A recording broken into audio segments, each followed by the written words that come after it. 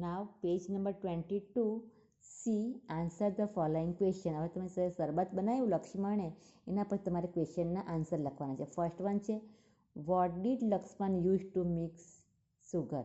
તો Lakshman used a spoon to mix sugar. શું what did Lakshman use to mix sugar. તો Lakshman used a spoon to mix sugar. સુગરને એમાં mix કરવા માટે શું યુઝ કરે છે? સ્પૂન યુઝ કરે છે, બરાબર ને? Use a spoon. Number 2 how much of sugar did Lakshman add. Lakshman added 1 spoon to mix sugar. કેટલી સુગર નાખે છે? 1 સ્પૂન ભરીને, 1 ચમચી ભરીને. At what time did Lakshman use a spoon. Lakshman use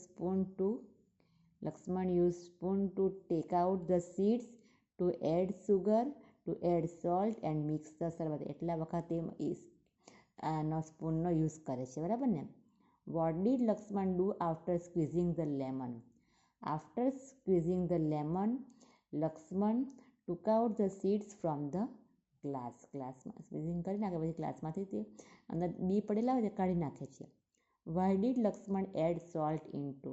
Lakshman added salt for taste. એના ટેસ્ટ માટે એડ કરે છે, બરાબર.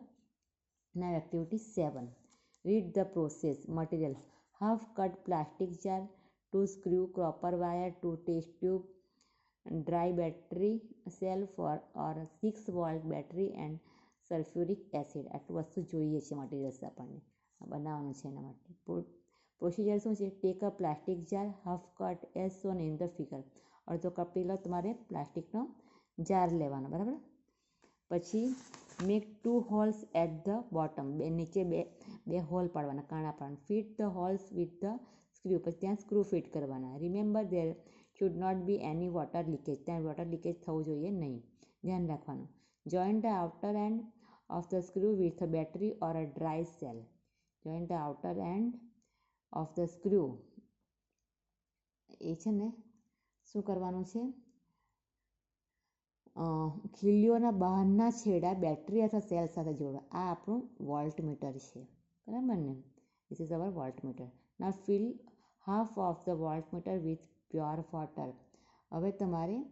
હવે અડધું વોલ્ટમીટર ચોખ્ખા પાણીથી ભરો ને add 4 or 5 drops of sulphuric acid. અને એમાં કેટલું?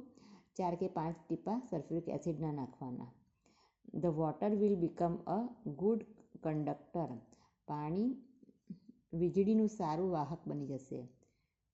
ગુડ કંડક્ટર, વીજળીનું સારું વાહક બની જશે. એના માટે આ પ્રોસેસ છે, બરાબર. ઘરે પ્રેક્ટિસ કરી જજો, ટ્રાય કરજો ઘરે આવી રીતના બનાવવાનું.